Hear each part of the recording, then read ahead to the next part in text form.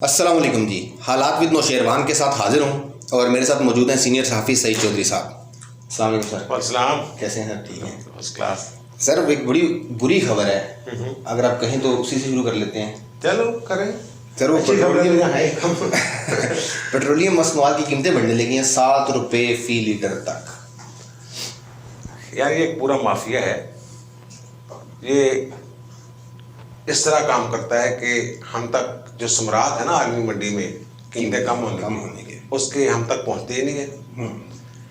ये नवंबर में जो पीएसओ ने दरामद किया होगा जी जी पेट्रोल या तेल या जो भी उसकी दिसंबर में कीमतें फिर मुकर्रर होती हैं। ये जो सॉरी ये रिपोर्ट है ना बहरान पैदा हुआ था, आपको याद होगा, जून में। बिल्कुल ठीक है ना। फिर वो पेट्रोल खत्म हो गया था मंडी में कि तेल नहीं मैं बात कर पेट्रोल की वो बहरान पैदा हो गया था, पेट्रोल पंपों पे वो पहुंच गया था। उसमें कमीशन बनाया था, वो हाई कोर्ट के हुक्म पे बना था। Chief justice Lahore high court ने उसकी समाअत की थी केस की, और फिर वो उसकी पब्लिक करने के लिए उन्होंने कहा है। कल जो उस कमीशन के सरबराह हैं अबू बकर खुदाबख्श, वो पुलिस ऑफिसर है, अच्छा, तो पेश हुए थे। उन्होंने कुछ मंदरजात अदालत में बयान किए हैं उसके। उन्होंने तो कहा ओगरा शोगरा जो काम ही नहीं कर रहा, ओगरा को खत्म ही कर देना चाहिए। जो डीजी आयल हैं, हाँ जी, वो एक डॉक्टर साहब हैं। एग्जैक्टली, और वो डॉक्टर डंगर डॉक्टर है, और वो रिपोर्ट के मुताबिक वो उस ओहदे पे काम करने के अहलियत नहीं रखते, वो शरायत पे पूरा नहीं करता। फिर आयल कंपनीज एडवाइजरी कमेटी है, उसके पास जो डाटा होना चाहिए उसके पास वो डाटा ही मौजूद नहीं, नामुकम्मल डाटा है। ठीक है। ओगरा ने सारा मामला डाला बहरान का, वो वाला उस पे डीजी आयल पे, और डीजी आयल साहब ने डाला है उसमें 3-4 किस्म के यहाँ कानून चल रहे हैं। एक 1971 पाकिस्तान पेट्रोलियम रूल्स हैं, उनके तहत इनको रेगुलेट किया जाता है। ओगरा है, ये 66 कंपनियां हैं ऑयल मार्केटिंग कंपनियां। एक कंपनी ऐसी भी है जिसका एक भी पेट्रोल पंप नहीं है, लेकिन उससे 1000 टन कोटा दिया। वो कहाँ बेचते हैं, क्या करते हैं? स्मगलर लोग कहते हैं बाकायदा एक जहाज पकड़ा गया है जो स्मगल आयल लेके आए और वो पाकिस्तान में बिकता है, बेचा गया। फिर एक आयल कंपनी है आपकी बाइको रिफाइनरी, उसके मालिक हैं आमर अब्बासी साहब। वो नैब के केस में 23 अरब रुपए का उन पे इल्जाम था, 23 अरब रुपए का इल्जाम था, और उन्होंने प्ली बार्गेनिंग की है 1 अरब 25 करोड़ में। वाह, क्या मुझे हैं। बाकी पैसे कहाँ गए यार? ये सारे मिल मिला के अब जो इसमें लगा है, जब बहरान आया है तो इन्होंने पता कि 30 की बजाय 24 जून को कीमतें बढ़ा दी थी। 9 आयल कंपनियों ने उसमें 2 अरब रुपए का फायदा उठाया है, और बहरान के दौरान तकरीबन 5 और 2 7 अरब रुपए वो ले गए हैं, हमें कुछ नहीं मिला। जब कीमत इसकी फी बैरल 7 रुपए पे आ गई थी आलमी मंडी में, $60, इंडिया ने $60 आ गए थे। इंडिया ने इंपोर्ट किया, पाकिस्तान में उस वक्त तेल के इंपोर्ट पर पाबंदी थी, और उस वक्त 1,88,000 टन इंपोर्ट करने की गुंजाइश मौजूद थी, लेकिन वो क्योंकि पाबंदी थी तो वो हम फायदा नहीं उठा सके। बांग्लादेश और इंडिया में जो ऑयल मार्केटिंग कंपनीज हैं उनको कंट्रोल करने के कुछ और तरीके हैं, हमसे वो कंट्रोल ही नहीं हो रही, तो बस ऐसे ही है। तो ये जो माफिया है, देखे ना, वो बहरान जो जब पैदा हुआ है तो मजबूर किया उन्होंने कि आप कीमतें बढ़ाएं, बिल्कुल नहीं तो तेल। वो जो बोर्ड है ना अबू बकर खुदाबख्श की, उसमें ये भी लिखा हुआ है कि इनके जहाज जो हैं आयल वाले वो पाकिस्तान पहुंच चुके थे पोर्ट पे, 6-7 दिन ये इंतजार करते रहे हैं कि कीमतें बढ़ेंगी तो वो अनलोड होगा। अब ये 1 लाख फर्ज करें एक पेट्रोल पंप का कोटा है, तो वो कहते हैं कि हमने कोई 99 या इससे ज्यादा पेट्रोल पंप्स, वो ऐसा होता है कि कहते हैं कि हर महीने आपने 1 लाख लीटर जरूर लेना है। तो उनके तो टैंक पहले भरे हुए थे। कीमतें जब गिरी हैं 90 पैसे के साथ उन्होंने खरीद के वो उसको 100 के हिसाब से बेच रहे थे, तो वो 50 पे कैसे उसको फरोख्त करते हैं। वहां उन्होंने जालसाजी की, उन्होंने कहा हमने 100 लीटर खरीद लिया है, लेकिन वहां पहुंचा 40,000 लिया, शो ये किया कि हमने 1 लाख अपना कोटा ले लिया। ये रिपोर्ट है। तो ये जब तक इनको कंट्रोल करने का कोई सही मैकेनिज्म नहीं बनेगा, तो वो पुराना इनका एक तरीकाकार है कीमतें तय करने का। स्टेक होल्डर्स जो हैं उनको पहले ही पता होता है कि आइंदा माह क्या कीमत मुकर्रर होगी, इसलिए 15 दिन वाली के बजाय जो कमेटी है, जो कमीशन है इंक्वायरी, उसने कहा कि 30 दिन वाला ही ठीक है, 30 दिन बाद कीमत का तयन होना चाहिए। क्योंकि जब बाहर से तेल इंपोर्ट करते हैं उसका ये 1 महीने बाद रेट निकाल के मुल्क के अंदर रेट मुकर्रर करते हैं, तो फिर 15 दिन का तो की कोई नहीं बनता। सर ये इस रिपोर्ट में जिन बड़ी कंपनीज का जिक्र है उनके खिलाफ कोई कार्रवाई होगी या बस उन्होंने रिकमेंड किया कि नैब शैब जो सारे इनकी करें, तो क्या होना है यार, होगी नहीं, हो भी गई तो क्या होना है। ये उनके डर से कीमतें 4 दिन पहले बढ़ा देते हैं। हाँ, एक और बात उसने जो की है ना कि जो पाकिस्तान में हो रहा है, वो कह रहे हैं कि एक कंपनी है जो यूरो 5, यहाँ यूरो 5 के देखे होंगे आपने? जी बिल्कुल, वो सिर्फ मोटर में जीटी रोड्स पे था। एक कंपनी है जो यूरो 5 के मेयार के मुताबिक पेट्रोल सप्लाई करने की सलाहियत रखती है। वो कहते हैं सबसे अच्छा मैकेनिज्म है शेल वालों का। उनका जो वो आता है कंटेनर, क्या कहते हैं उसको, जिसमें वो डीजल लेके आते हैं और पेट्रोल लेके आते हैं, ऑयल टैंकर जो है, उन पे वो कहते हैं उन्होंने है उनका ट्रैकर है और कैमरे हैं, उनको पता होता है हमारा जो फलां टैंकर है उनके पंप किया है, और वहां पे कोई ईरान वाला या कोई स्मगल्ड आयल तो नहीं। वो कहते हैं अगर वो ये इनको कंट्रोल ना किया ये स्मगलिंग को, तो उन्होंने कहा 6 महीने में शैल भाग जाएगी पाकिस्तान से। ये रिपोर्ट में लिखा हुआ है। सर ये यूट्यूब पे काफी सारी वीडियोस पड़ी हैं, सैकड़ों की हजारों की तादाद में मोटरसाइकिल वाले दोनों हेडे ड्रम लटकाए होते हैं उन्होंने, और वो ईरान से स्मगल शुदा तेल लेके आते हैं बलूचिस्तान, लेकिन वो पूरे पाकिस्तान में आते हैं, पहुंचते हैं। वो कहते हैं स्मगलर सिर्फ 20% पकड़ी जाती है। उनकी रिपोर्ट के मुताबिक 80% वो होता है, और जो 20% पकड़ी जाती है ना, वो एक तयशुदा तरीके के तहत होता है। इन्होंने आंखें बंद करनी होती है 60 पे। नहीं मैं सीरियस कह रहा हूँ। जो पकड़ी जाती है ना, कोई छोटी मकदार होती है, मसलन 100 टैंकर 80 जो फुल है भरे हो गए, वो गुजर गए। जो छोटी छोटी टैंकरियां सी हैं वो 20 रोक गई, उनको पता होता है कि रोकनी है। और जिनको रोका जा रहा था उनको पता होता है कि हमारे ये रुक जाने, उसमें पता नहीं क्या होता है, ठीक हो गया, तेल कितना होता है, उससे बस ये सारा मामला आता है। ये तो यार अल्लाह ही हाफ़िज़ है, मुल्क का ये तो बिल्कुल ही बेड़ा गर्क करने वाली एक टीम है जो माफिया से कहा गए चीनी कीमत बढ़ा दें, कुछ चीनी का बहरान हुआ, चीनी बढ़ा दे, बजाय इनको कुछ सजाएं दे, पकड़े ये वो, आटा जनाब कीमत बढ़ा दे। ये इनका हाल है, क्या होगा। सर आप कल बड़ी तारीफें कर रहे थे ख्वाजा साद रफीक साहब की कि वो बड़े एक्टिव हैं और जलसे की कामयाबी में उनका अहम किरदार है, लेकिन आज वो अपनी नाकामी खुद तस्लीम कर रहे थे। उन्होंने कहा जी हमारी चूंकि तंजीम नहीं है। ये मैंने कब कहा था? नहीं आपने कहा था कि मेरी बात दोहरा देता हूँ, अगर गलत हुई। मैंने ये बात की थी कि किसी ने मुझे कहा कि मरियम की बड़ी बेइज्जती की है। उस वक्त मैंने ये कहा था कि यार वो तो सारा ऐसा मुमकिन ही नहीं है, वो तो बड़ा एक्टिव है, उसने बयानिया का बोझ उठाया है, ये है वो है। आपने कहा था कि इंतजाम उसने किए, ठीक है ना। मेरे ख्याल में ये इनका जो अंदर की बात है वो ये कह रहे हैं कि ये मरियम नवाज का ये ख्याल था कि 5 लाख तक लोग शायद इकट्ठे हो जाए। वहाँ 5 लाख इकट्ठे नहीं हो सके। वैसे अगर जमा तफरीक की जाए तो लाख से ऊपर लोग थे, 1,20,000 नहीं, हंसने वाली बात सुबह से शाम तक 24 नहीं यार, 24 घंटे नहीं। वो जब तकरीरें हो रही थी उस वक्त बाहर भी लोग मौजूद थे, अंदर भी पूरा भरा हुआ था। ठीक। तो 1,20,000 इतनी की गुंजाइश है। वो तो मीडिया ने कुछ दिखा के आपका वो दिमाग खराब कर दी ना। अब उन्होंने ये नहीं कहा कि मैं नाकाम हुआ। हाँ, नहीं उन्होंने नहीं कहा। खाजा ने तो आप अपनी तरफ से एक फिक्रा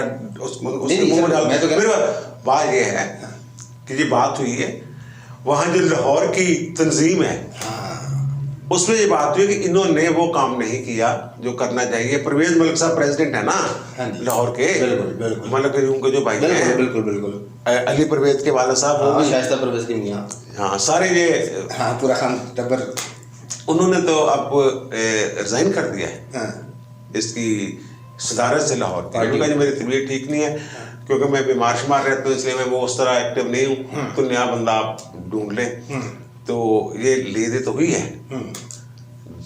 वो जो मरियम के दिमाग में 5 लाख बंदा था, वहाँ 1,20,000 या लाख के करीब है। लाख पे आप हंसते हैं, लेकिन आप जमा कर लें, वहाँ जाके देख लें, उसकी देख लें कि 3 फुट के अंदर एक बंदा खड़ा होना चाहिए और उसका कितने स्क्वायर बनता है, वो उस हिसाब से देख लें। वो भरा हुआ था जो एरिया, वहाँ कितने लोग आते हैं और बाहर कितने लोग खड़े होंगे, ये हिसाब लगा लें। 1 लाख से जब 1 लाख बल्कि 50,000 से जब ऊपर चला जाता है ना कोई जलसा, तो फिर उसको लाखों में कह दें तो वो लाखों में लोग मान लेते हैं। ठीक है सर, मैं इस पर ज़्यादा बहस नहीं करूँगा क्योंकि हमारे कुछ सब्सक्राइबर हैं, जिस तरह मिसाल के तौर पे साबिर शकील साहब हैं, फिर वो कहते हैं तुम एक यूथिया हो, मतलब गान गलो तक उतरते हैं, नहीं इसलिए मैं उनको दोबारा मौका नहीं देना चाह रहा। नहीं तो थोड़ा सा तुम्हारे अंदर एक यूथिया तो है। फिर मैं तो सिर्फ सवाल करता हूँ। हाँ, मैंने देखा तुम्हारे अंदर एक थोड़ा यूथिया, लेकिन ये जो है ना, जो आप में सवाल से ये भी होता है, पोजीशन क्लियर हो जाती है। हाँ। बात का कुछ सवाल ऐसे होते हैं कि वो लग रहे होते हैं कि किसी की फेवर में है, हाँ। लेकिन उससे पोजीशन क्लियर हो जाती है। हम तो वो काम कर रहे हैं। मुझे पता है तुम्हारे अंदर एक साफ़ी है और गैर जानबदार साफ़ी है, लेकिन वो दोस्त अगर समझ रहे हैं तो वो उनकी गलतफहमी दूर करें। नहीं सर, उनकी मेहरबानी है। चलिए हर बात आगे बढ़ाते हैं। हुकूमत ने एक अच्छा फैसला किया है यकसा निसाब नाफिज करने का। यार पाकिस्तान में जो ना ये कुछ 3-4 किस्म के निसाब हैं, हाँ जी, जो चल रहे हैं। बिल्कुल। ये जब इन्होंने तहरीक शुरू की थी ना इमरान खान ने, हाँ जी, तो उनके जो बुनियादी मकासद बयान किए थे, जो उन्होंने अपना मंशूर दिया था, हाँ, उसमें भी ये था कि तमाम मुश्तरका निज़ाम तालीम की बात की थी। हाँ। अब देखें ना, एक तो सरकारी स्कूल है, एक नीम इंग्लिश मीडियम स्कूल है जो गली मोहल्लों में डैफोडिल्स और नहीं अच्छे वाले भी हैं, उनमें अच्छे वाले भी हैं, अच्छे वाले भी हैं उनमें। और एक है मुकम्मल वो ऑक्सफोर्ड वाले। 3 हो गए। चौथा है ये जो दीनी मदारस। अब दीनी मदारस को आप साइंस कैसे पढ़ाएंगे और अंग्रेजी में कैसे पढ़ाएंगे? सबसे बड़ा मसला तो लैंग्वेज का भी होगा ना, ज़बान का भी एक मसला होगा ना। तो ये इनकी कोशिशें हैं शुरू से।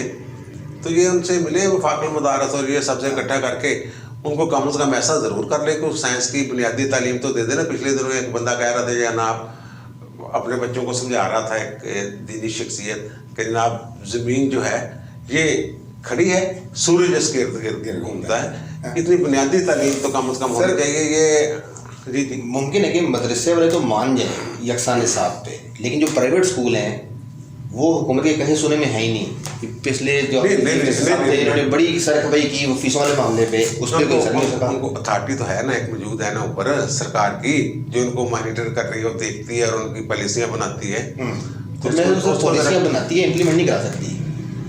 यार मैं अब क्या कहूँगी, अब जो स्कूल खुलने थे, हाँ जी, अब जो दोबारा बैन हुए, हाँ जी, कोरोना के बाद, तो एक प्राइवेट स्कूल वाले बंदे ने, हाँ जी, ये कहा कि जनाब जो पंजाब हुकूमत है, मुराद राज साहब, हाँ जी, हाँ जी, बिल्कुल, वो हमारी हिमायत करेंगे वहाँ पे कि बंद ना किए जाए स्कूल। ये मैंने पूछा था क्यों, तो उसने भी आगे से कह दिया हाथ के यूं। आप जो मतलब मर्द लेते रहे, मैं क्या कितना पंजाबी, उन्हें क्या कोई नहीं होना मुझे नहीं, लेकिन वो बेबस हो गए ना यार, वफाक के आ गए। इन्होंने तो यही कहा था ना स्कूल बंद ना करें, पंजाब वालों ने तो अभी, हाँ जी, वो तो उन्होंने अपनी फीसों जो में कहा था, पता नहीं मुझे इतने बार इस मामले में कहा था। दूसरा आखिरी बात सर ये बताएं मुझे, आपके एक सब्सक्राइबर हैं इमरान जे नाम है उनका, उन्होंने आपसे सवाल किया, उन्होंने कहा सर इमरान खान से जान छुड़वाने का तरीका बता दो। यार देखें, इमरान खान की 156 सीटें हैं टोटल। अच्छा जी। वो जो सिलेक्टर्स हैं ना, हाँ जी, वो बड़े समझदार हैं। जो जमा तफरीक पहले हुई थी ना, इनको कितनी सीटें मिलनी है, तो ये कहीं तय हो चुका हुआ था कि इनको वाज़ेह अक्सरियत या बड़ी अक्सरियत नहीं मिलनी। इमरान खान ने खुद भी कहा है कि मेरी इतनी सीटें थी, इतनी मेरा इलेक्शन जो है वो मुझे पूरे जिस तरह मैं जीत रहा था मुझे नहीं जीतने दिया गया, वगैरह वगैरह। हाँ जी, हाँ जी, हाँ जी। वो तो ये जो अपोजिट पीडीएफ वाले ये भी कहते हैं इलेक्शन चोरी हुआ। इमरान खान ने भी शुरू में कहा था मेरा थोड़ा सा इलेक्शन चोरी हुआ, मेरी 170 से ज़्यादा सीटें बनती थी तो मुझे 111 दी हैं, फिर जमा जमा करके सारी वो खसूसी सीटें ये डाल डूल के कोटे छोटे वाली 156 हुई हैं। अब इनको हुकूमत के लिए चाहिए हैं 172, ठीक है ना, कुल नशिस्तों का हाफ। बिल्कुल। बाकी सारी मांगे तांगे की सवारियाँ हैं, टांगे को भरा हुआ है इन्होंने। तो उसमें 5 क्यूली की हैं। हाँ जी। कोई 16 मुतद्दा जिससे मुल्की हैं, उनमें तो वो टूट फूट है, कुछ उधर है कुछ उधर है। फिर 7 मेरे ख्याल में इनकी इस तरह मुलाम लू के इन्होंने ये किया हुआ। अगर ये जो हमारे दोस्त हैं जिन्होंने सवाल पूछा है, इमरान साहब, अगर ये जान छुड़ाना चाहते हैं तो फिर वो अवाम जिस तरह सड़कों पे हैं, हाँ जी, उस तरह प्रेशर डालने के लिए भी अपना किरदार अदा करें। अदम एतमाद उस सूरत में कामयाब होती है। वैसे तो वो कह रहे हैं, कोई इशारे हैं ऐसे कि अगर आप अदम एतमाद लाते हैं तो हम उसको नहीं करेंगे, कोई अपने घोड़े को कोई खरखरा शरखरा नहीं मारेंगे, वो घोड़ा अपनी ताकत पे अगर रोक सकता है तो रोक ले। अदम एतमाद का एक साफ सुथरा सा रास्ता है।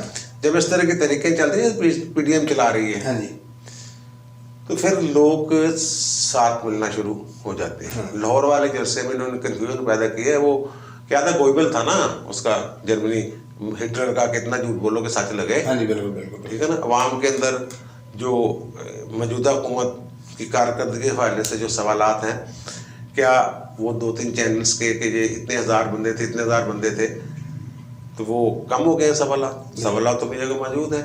एक तरीका है, मे भी वो इस्तेमाल करेंगे तरीके अदम एतमाद का। अगर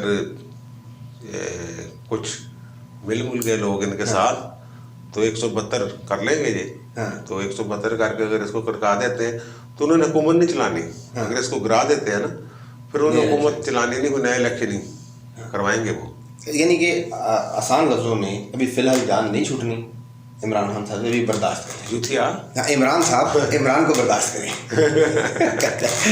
ठीक हो गया। दूसरा, पेट्रोलियम मसनूआत की जो कीमतें बढ़ रही हैं, वो सारा माफिया खेल में पीछे है। अभी फिलहाल रिलीफ का कोई इम्कान नहीं, उधर से भी रिलीफ नहीं, पता नहीं वो इमरान खान क्या करते हैं 12 बजे तक, लेकिन ये वो एक माफिया है, वो अपना हिसाब लगाते हैं। सर वो इमरान खान साहब ने क्या करना, जब आलमी मार्केट में कीमत $0 पे आ गई थी तब कोई रिलीफ नहीं मिल सका। नहीं, उसने $60 पे जब थी ना, $60 पे खरीदो फरोख्त हो रही थी। हाँ जी। जो फॉरेक्स का काम करने वाले हैं ना, उनसे मैंने पूछा है कि वो जब 7 से नीचे चली जाती है ना, फिर एक तरह से ना उसको मुंजमद कर देते हैं, फ्रीज कर देते हैं। बाजार 0 पे हो रही होती है, बल्कि माइनस में भी चली गई थी कि कनाडा में उन्होंने कहा था कि जनाब फर्ज करें कि 1000 बैरल आप लेते हैं तो इतने पैसे हम पल्ले से देंगे। ऐसा होता नहीं है वो, लेकिन $60 तक जो है ना, जब वहाँ खरीदो फरोख्त हो रही होती है, $60 पे ये उस वक्त पाकिस्तान में अल्हम्दुलिल्लाह पाबंदी थी, ठीक, दरामद पे पाबंदी थी। ठीक है। और दूसरा ये इनको समझ नहीं आई, यकसा निसाब वाला मामला है। काम अच्छा है लेकिन अभी पूरी तौर पे नहीं है ना।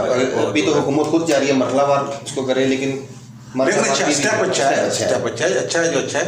और आखिरी बात ये कि नून लीग को अपनी तंजीम साजी पे भरपूर गौर करना चाहिए, भरपूर गौर करने चाहिए, वो करेंगे, ताकि उनके 1,20,000 लोग 5,000 नजर ना आया करें, तो गिनती पूरी नजर आए। वो सही कहा उसने, वो बच्चे ने भी यूथिया, और तुम यूथिया ही हो। मैं तुम गए वहाँ, एक मिनट, आप गए, मैंने चक्कर लगाया था दोपहर में, आपने उस गेट की तरफ गए, वो जो मीनार पाकिस्तान की तरफ वाली बात, वो सॉरी वो जो किला और वो वाला है, किले वाली साइड पे एक गेट सामने, गेट नंबर 3-4, 1 नंबर गेट देखा? नहीं वो देखा। वहाँ देखना था कि अंदर भी लोग भरे हुए थे, अंदर बंदा जा नहीं पा रहा था कोई। सर वो समिति बाहर, आप सही कह रहे हैं, 1.25 लाख लोग थे, बिल्कुल ठीक है। साबिर साहब आप तसल्ली रखें, 1.25 लाख लोग थे। अब तक के लिए इतना ही। आपकी क्या राय है इन सब मामलों पे कमेंट्स में ज़रूर बताइएगा। आपसे मुलाकात होगी अगली वीडियो में। अल्लाह हाफ़िज़।